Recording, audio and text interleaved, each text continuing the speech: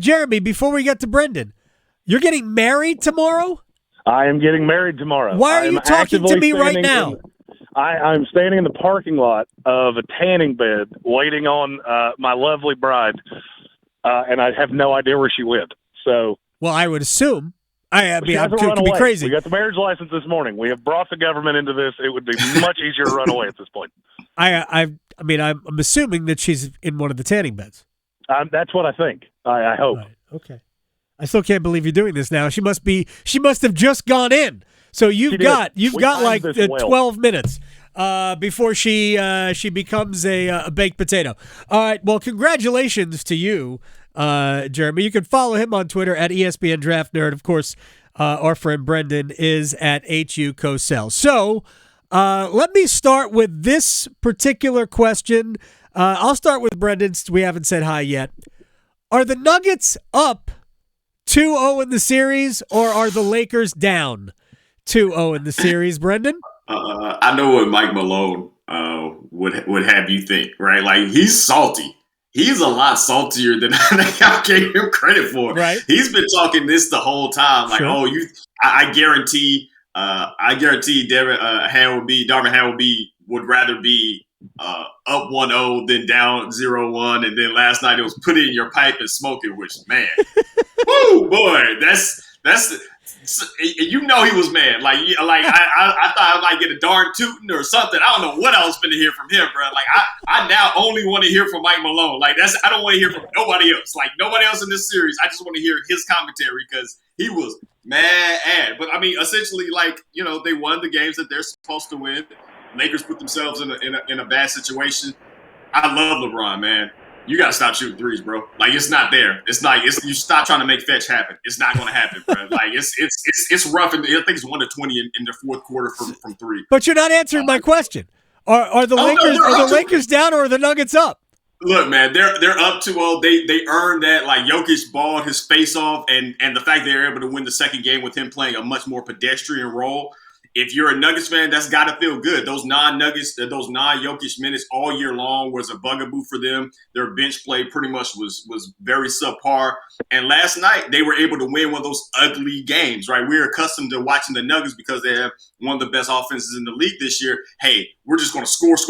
Everything's going to look pretty. It was gross. It looked like that, like one of those kind of like Knicks, old school Knicks Heat sort of series last night. A lot of fouls. Physical, and they were able to still grind out a win. So shout out to them. All right, Jeremy, are the Lakers in second place, or are the Nuggets in first place? As a Nuggets fan, I can say that last night was very pleasing for me. You're a Nuggets fan? I am, because of Nikola Jokic. I was a lifelong Knicks fan. And when they kicked Oakley out of the Garden, I could no longer give my money to James Dolan. So I saw Jokic a few years ago and realized this guy's a unicorn, and it became the most fun team in the NBA to watch. And so to answer your question, the Nuggets are the better team in this series, and I don't really think it's all that close. They didn't play well at all for three quarters last night, right? And still found a way to win. It's virtually impossible to beat them in Denver, and anybody in the playoffs is going to have to do that. And I don't think it's going to happen. Well, I think there's a guy on the other team that can win a game in Denver. And last night was the game they probably should have won, but I also think it gives them the opportunity and the thought that we can win. I think LA's problem, their calling card, Brenden, you and I have talked about this. They must be a defensive team. And for the second straight game, in the second half, they allowed 60 points. And what was worse than that was they allowed them to get cooked. They allowed themselves to get cooked by Jamal Murray, who scored 23 in the fourth quarter. I said before the series, if Jamal Murray is the best version of himself, Denver will win. But I thought that the Lakers would be able to slow him down. Maybe they have no answer for it. But even though I am generally with both of you that the Nuggets, they're the one seed, home court matters to them, matters to their cause, I think the Lakers, especially because of yesterday, that was a game that was there for them. Yeah. And I almost feel like they allowed Denver off the hook. So I say the answer is the Lakers are are trailing in the series 2-0. Denver is not ahead. But I appreciate Mike Malone playing that card because that's exactly what I would play. All right, back to – first of all, this is just a personal question now. So, Jeremy, I know you're a Jets fan. Lifelong. And you're a Knicks fan. Was. Yeah, okay, yeah. You and I are the same. I'm a recovering Jets fan, and I no longer care about the Knicks. I think I would be a Knicks fan again if I felt like they were really worth it. But I don't. I'm not there. Are you also a Mets fan? I am. Oh, you have an illness. All right. I do. I really need a reason to be angry at all times. That's the only thing I'm a fan of now. Other than the Hurricanes, the Mets are the only thing I'm a fan of. So I'm just saying, maybe professional help. All right. So Jeremy, is Boston tough enough to win an NBA title? I think so. But it seems like every time I watch Jason Tatum, I want him to be something, and it's never what he gives me unless the game doesn't matter. The more it matters, the smaller he seems to come up. I mean, he was genuinely awful in Game 1. A lot of people talked about he didn't get enough touches. Well, he turned it over 3 out of 4 possessions. Yeah. So even when he did, bad things happen. And I love Jaylen Brown. I'm not sure how they fit together. And they score a lot of points together. One of the two. Yeah. And the other should be able to just take this series over because they're being guarded by some combination of Gabe Vincent and whatever a Max Struss is. And yet they don't. So are they tough enough? Yes. I don't always agree with. You're not convincing yourself, Jeremy, that they're tough enough. Brenden, I'm trying to, and it's not working. I understand. Look, pending nuptials does a lot of things to people. Brenden, are they tough enough? I'm gonna get on my Mike Malone right now. I think you're shortchanging how good Miami Heat are. Like, this is not an 8 seed. I'm not. Like, this is not an 8 seed. They underperformed all year long, right. And it took until midway through the fourth quarter of their second playing game for them to play like they knew how to. They shot 16-31 from 3 in that first game. Like, I know it's about toughness, but if any team throws up that kind of a number from 3, that sort of efficiency, you're going to lose a lot of those games. Right. And yes, Boston fell apart late in that game, 100%. And at home losing, what was it, 11 out of their they won. They're 11-11 in the last 22 home games in the playoffs or something like that. And so that is concerning, certainly. I don't know if I look at that and say that they're not tough, though. I'm looking at those players I think Jaylen Brown's plenty tough.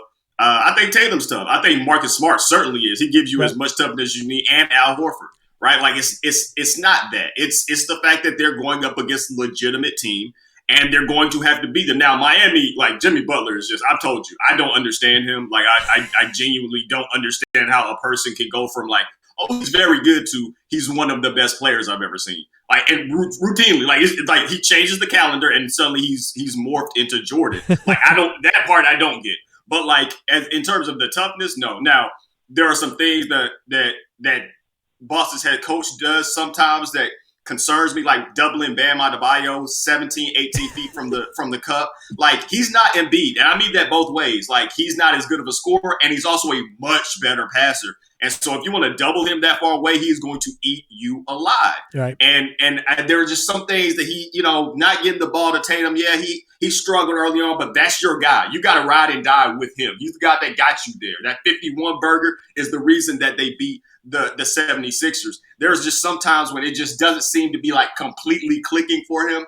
And that, we talked about we'll talk about talent disparities. That doesn't just extend to the players. That coaching disparity is pretty steep too. There's no question. Eric Spoelstra might be the best coach in the entire league. The answer is that the Celtics are not tough enough to win a title. And that doesn't mean that they're not talented enough.